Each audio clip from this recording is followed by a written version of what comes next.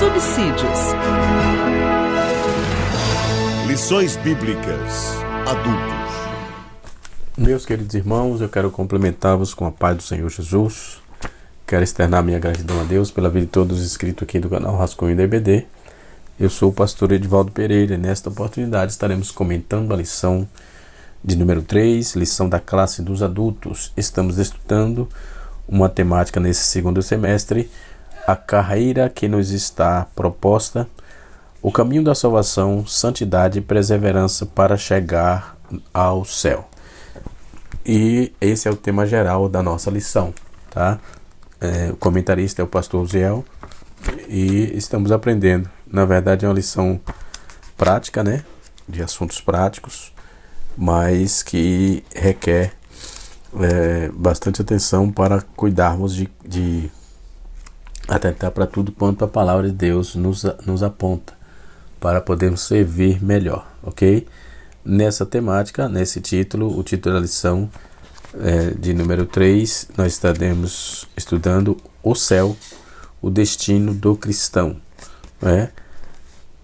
O texto bíblico em classe está em Filipenses capítulo 3, versículo 13 a 21, versículo 13, versículo 14, versículo 20 e 21, e Apocalipse capítulo 21, versículo de 1 a 4, tá certo? Estaremos estudando no próximo dia 21 de abril essa temática, tá certo?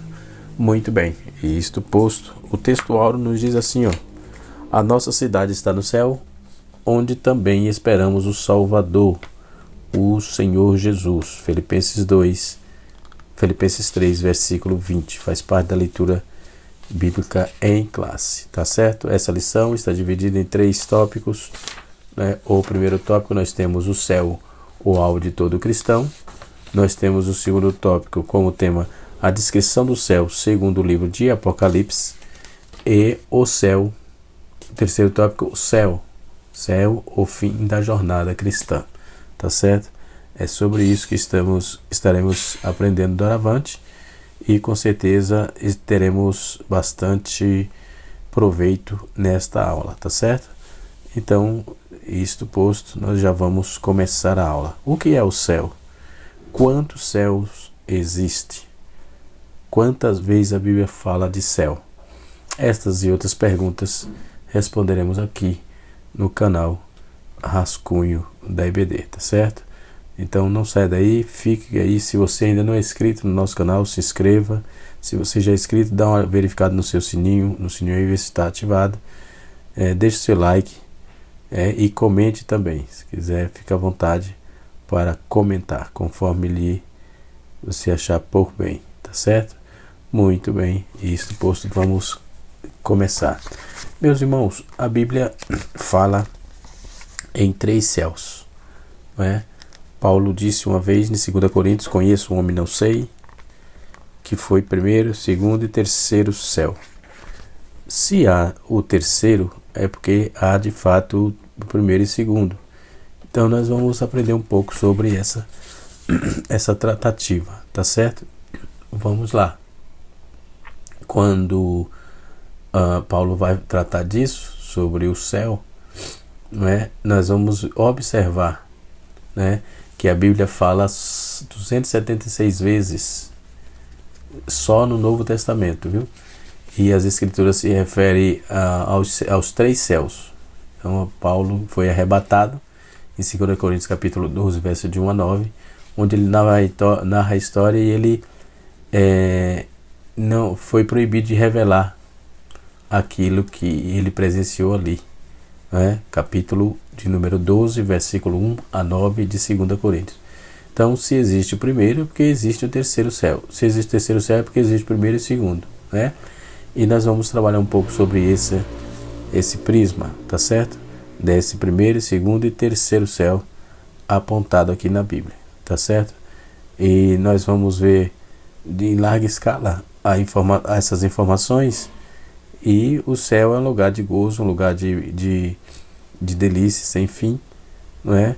E não no sentido pejorativo ou hedonista, mas dentro do sentido bíblico, teológico, e para a vida que Deus preparou para o cristão para o salvo, para aquele que obedece a sua palavra, tá certo?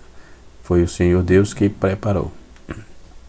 Conforme vamos ver, então existe dois céus. O primeiro céu geralmente é chamado no Antigo Testamento, não é, de firmamento, e aparece aí como arco que cobre aí toda a terra. Este é o céu que contém as nuvens, a área onde os passarinhos voam. O segundo céu é o espaço estelar, interestelar no caso, que é a residência de seres angelicais e sobrenaturais. Isso vamos ver em Gênesis capítulo de número 1, versículo de número 14 a 18. Né? O terceiro céu, cuja localidade não é revelada, é a residência de Deus, do Deus Trino. Então nós vamos ver dentro de como é que se chama esse céu dentro do grego, não é? E também do hebraico. Por exemplo, o céu em hebraico é Hashamai, é Shammai, né? Que dá a ideia de céu, né? Estrelares. Então nós vamos ver que o plano de Deus é de encher os céus de seus seguidores, enfim, não é de estranhos, não é de estranhar que a palavra céu seja usada como no sentido de vida eterna. Então Jesus prometeu preparar lugar para os céus. Não, essa palavra não é preparar lugar, ele não prometeu, ele disse se não fosse assim. Então não está coerente aqui. João capítulo 14 verso 2, vamos ver para desmistificar isso. Tem gente que erra direto. Jesus já está dizendo assim: na casa do meu pai há muita morada, presente do indicativo ativo, não é, do português. Então na casa do meu pai há moradas. E ele diz assim: se não fosse assim, ou seja, se não houvesse morada, eu mudaria o meu discurso, eu falaria diferente. Eu diria: vou preparar lugar para que onde estejais, para que onde estiver estejais vós também. Veja que está escrito: na casa do meu pai há muitas moradas, né? Se não fosse assim, eu vos teria dito: eu vou preparar-vos lugar. Então não é que Jesus foi preparar lugar. Na casa do meu pai já há morada. Se não houvesse morada, ele iria preparar lugar, tá certo? Efésios capítulo 4 versículo 8 nos diz que aquele que crê em Cristo não vai perecer, mas vai ter uma vida eterna com o Senhor nos céus, ok? É o que está escrito dentro da palavra de Deus, tá? Em João capítulo 14, no seu verso de número 1 e 2, é preciso desmistificar isso e trazer uma exegese correta conforme o texto nos aponta, tá? Isso é importante para o nosso desenvolvimento bíblico e também dentro da exegese bíblica, para não errarmos, ok? João foi um privilegiado ao relatar essa questão, né? Em Apocalipse 21, aí nós vamos ver que é a segunda parte da nossa lição, o céu na visão joanina, na visão apocalíptica, né? Por que não dizer? Quando ele diz que viu novo céu, nova terra, não é? Ele viu, né? E ele diz que as glórias, contas das glórias que ali existem, né? Então ele teve uma visão, certo? Outro ponto importante é que quando ele viu, a Nova Jerusalém estava descendo e não subindo. Logo a igreja será arrebatada, obviamente, na eternidade a igreja estará com Cristo onde Cristo estiver. Ali será o céu que a igreja estará habitando. Glória a Deus, né?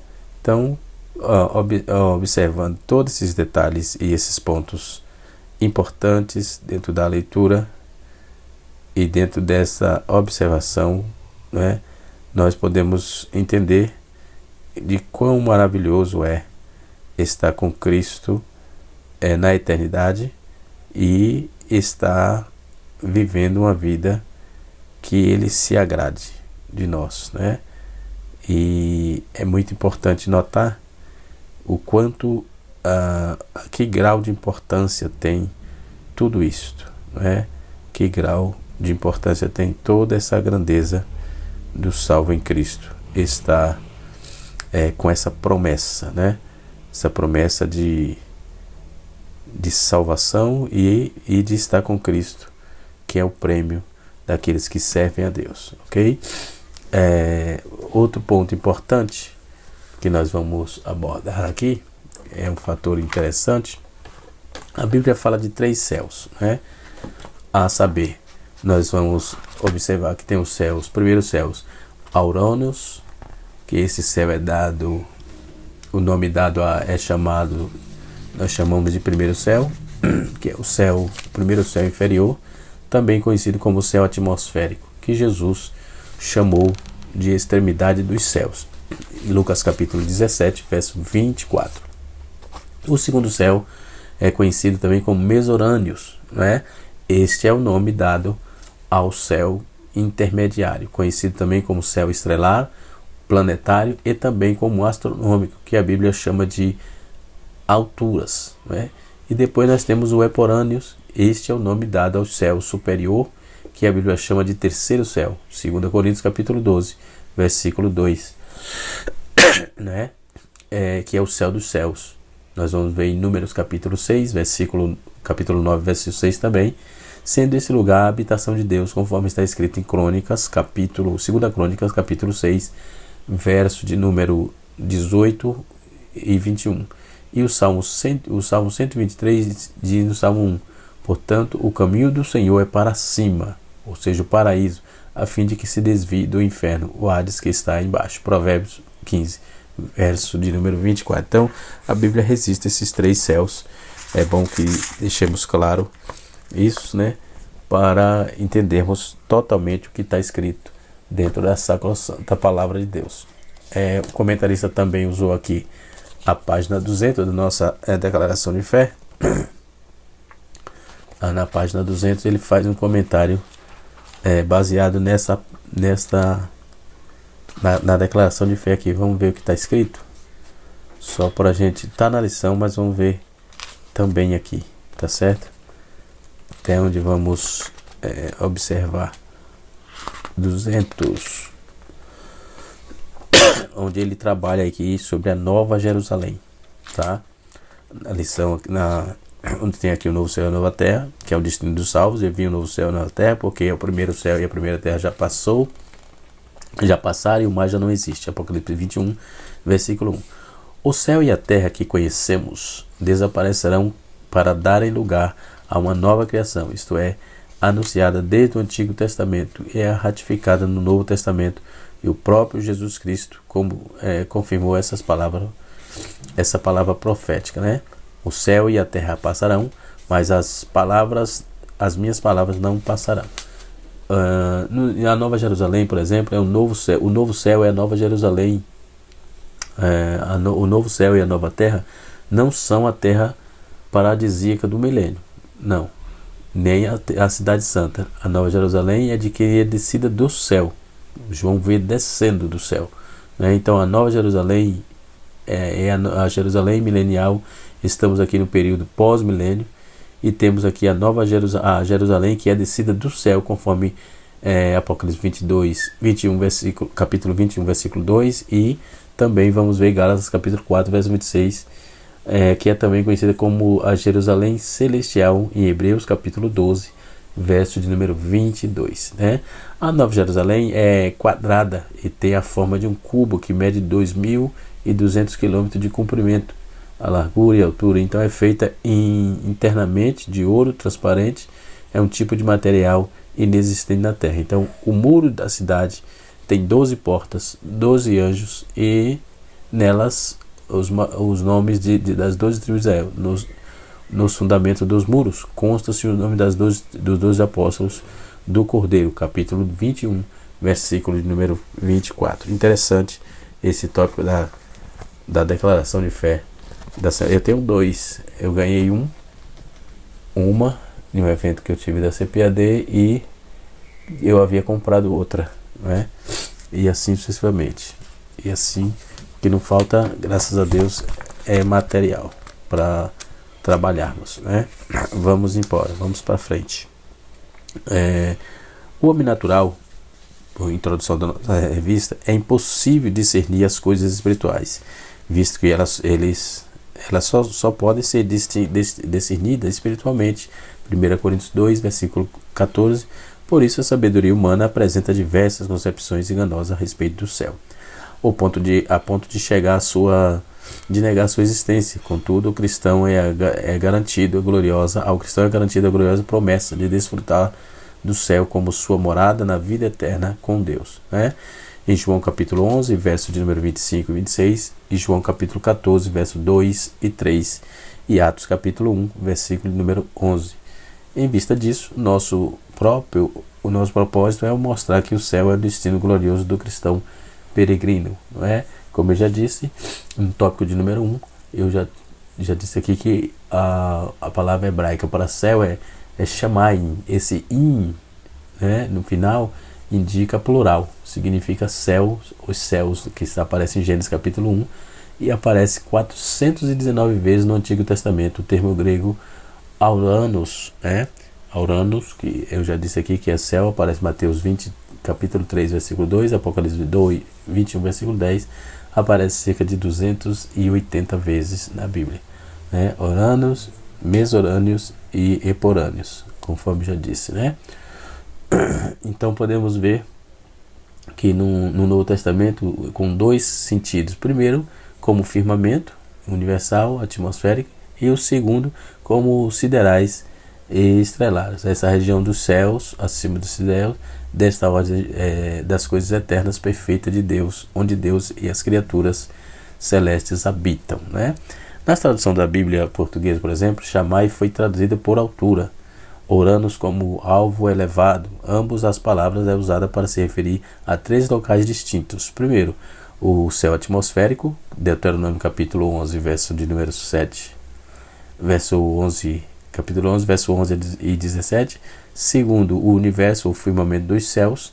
Primeira, Gênesis capítulo 1, versículo 14, Gênesis 15, verso 5 e Hebreus 1, verso 10. Terceiro, é a morada de Deus, que, como eu disse, é o eporâneo, né? Que é a morada de Deus, conforme Isaías 63, versículo 15, e Mateus capítulo 7, versículo 11 e 21, que coaduna com Apocalipse capítulo 3, versículo de número 12.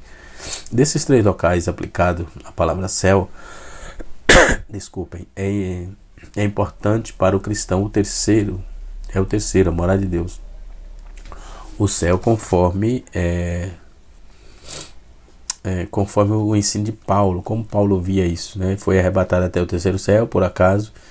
Não por acaso, nesse céu está entronizado nas cartas de Paulo como lugar celestial, o lar dos salvos em Cristo Jesus, onde temos aí um destino assegurado, e de onde está para sempre o Senhor, né? Por isso, vivendo em Cristo, o crente desenvolve aí um relacionamento na esfera do reino, de modo que, ainda que não tenha ido para o céu, para a sua vocação é celestial. Ainda que não tenha ido para o céu, mas a sua vocação é celestial, né? É importante notar isso aí, observar.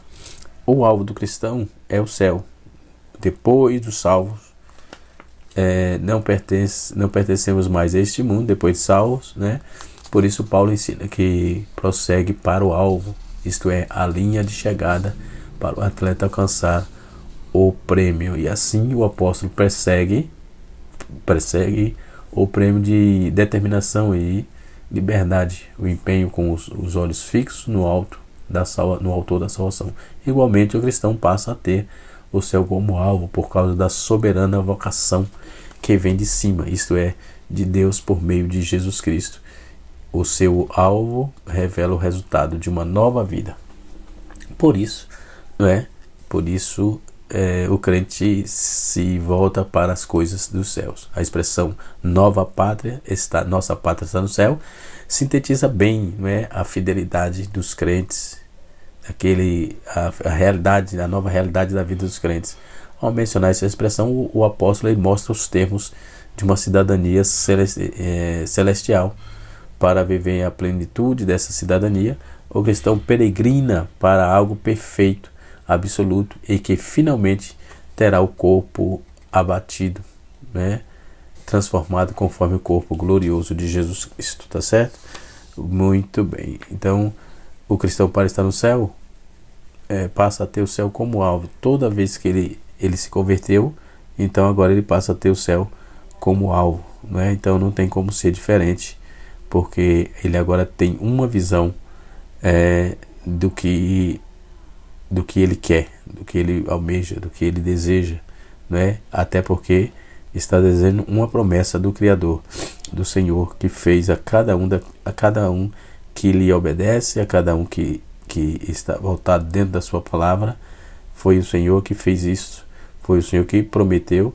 Então promessa de Deus, não pode falhar, né? Ele não falha, Deus não falha, tá certo? Então esta é a garantia, essa promessa e essa fala do Deus poderoso é garantida, não tem como errar, não tem como dar errado, porque Deus não é homem para que minta, nem filho de homem para que se arrependa. Então o Senhor, ele é fiel nas suas palavras. O que ele disse está dito e há de se cumprir, tanto para o bem quanto para a justiça, que nós chamamos de mal, tá certo? Observemos bem essa questão, e dentro dessa proposta bíblica, o Senhor tem para a igreja o melhor, né, que ele pode ter. Aliás, não existe coisa melhor do que estar com Cristo, servir a Cristo, obedecer a Cristo, não é? Nós deixamos o nosso eu de lado e vamos servindo ao Senhor nosso Deus. Bendito seja o nome de Jesus, até porque ele perdoou os nossos pecados, transformou as nossas vidas, tudo que tivemos de vacilos, de percalços, ele nos perdoou e nos amou de um amor totalmente incomparável. Ninguém nos amou assim como ninguém nos amou como ele nos amou, ok? O amor de Deus para conosco é incomparável, e assim sucessivamente. Então, observando bem essa tratativa, nós vamos para o segundo tópico, da nossa lição, onde fala sobre a descrição de João Batista, a descrição do céu, do segundo céu e do Apocalipse, depois das alturas, depois de abertura dos 7 selos, conforme Apocalipse capítulo 6, em que predominam a desordem, a tribulação e o juízo. Então o quadro é revelado na sequência de um novo estado eterno. O apóstolo João diz que o primeiro céu e a primeira terra passaram, o mar não existe mais. Esse céu também é Uranus, que é o espaço astronômico, e não se trata de uma habitação eterna de Deus. Então o apóstolo contempla o novo céu e a nova terra. E o adjetivo aqui no grego é kainos, que quer dizer novo, que aparece no texto, que traz a ideia de novo com respeito à forma, fresco, recente e não usado. Nesse sentido, o novo céu é um lugar onde sem precedente, incomum e desconhecido. Isaías profetizou isso na criação dos céus e da terra, e na nova terra, quando ele fala no Isaías capítulo de número 65, verso 17, e o apóstolo Pedro confirma essa esperança no capítulo 3, versículo 13 de 2 Pedro, Então esse lugar é o destino do cristão, um novo lar completamente redimido, sem qualquer semelhança com o mundo antigo, com as coisas antigas.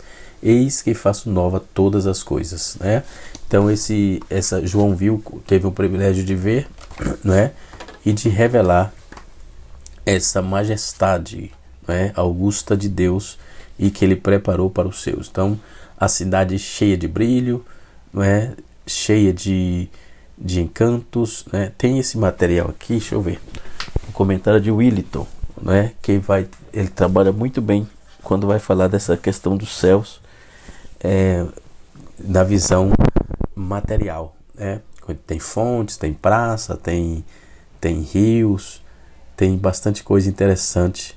Inclusive tem um corinho antigo, que se cantava assim: lá no céu tem rua de ouro, onde os salvos irão passear.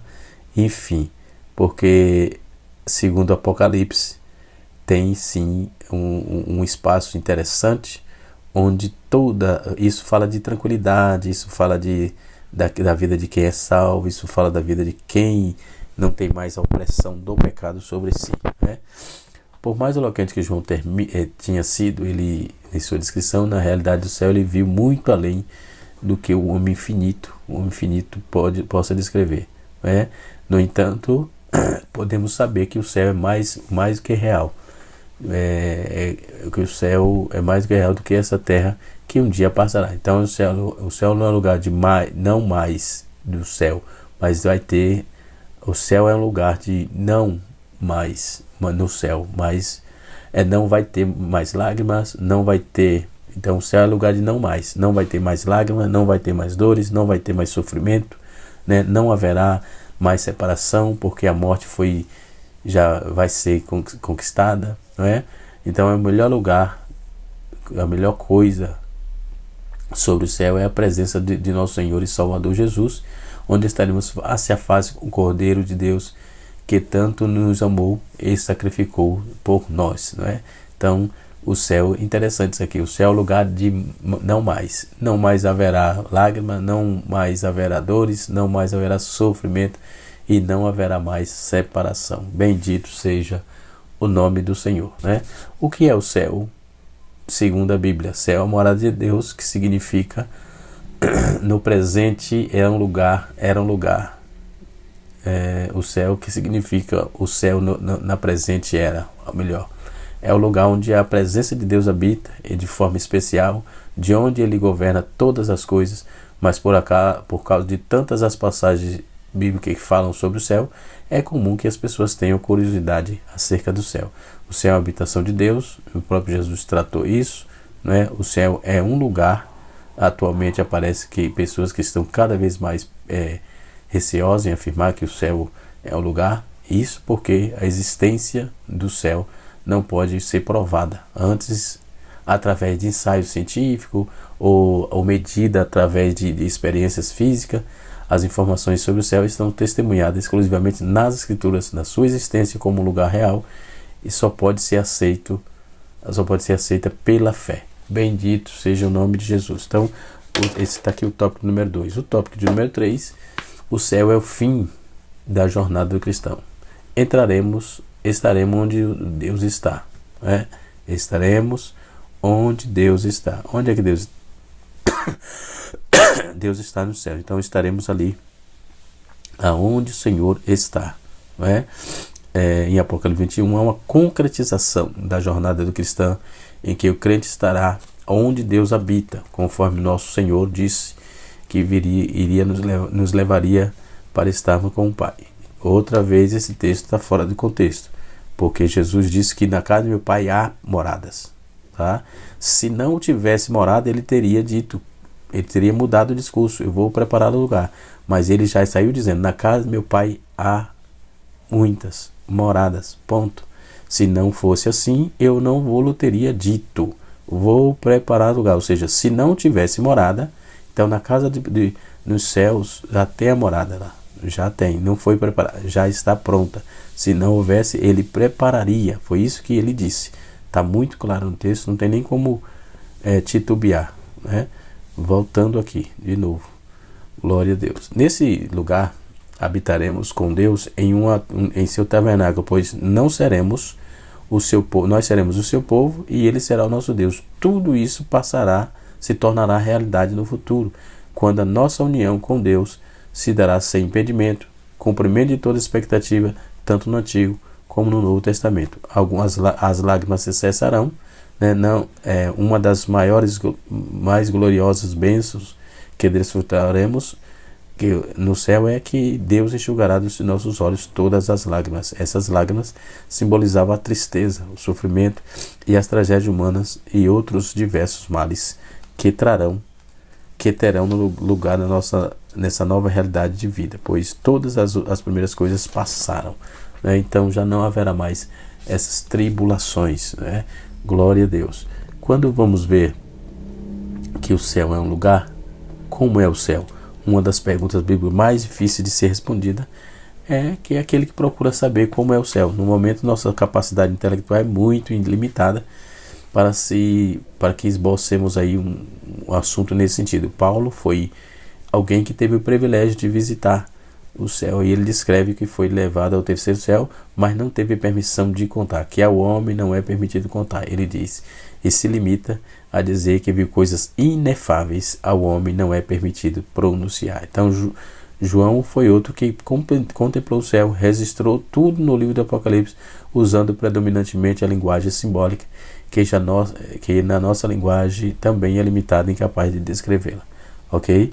Então, disso não resta sombra de dúvida de que o lugar que Deus preparou para os seus é um lugar de muitas vitórias, é um lugar de muitas bênçãos, é um lugar em que só estará ali aqueles que venceu as lutas aqui na terra e combateu o bom combate e venceu o mal aqui e está com o Senhor ali.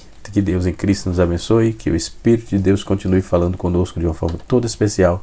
Canal Rascunho DBD ensinando para transformar vidas. Deus abençoe a todos e até a próxima aula, onde estaremos estudando, na aula de número 4, estaremos estudando como se conduzir na caminhada. Deus abençoe e até a próxima aula.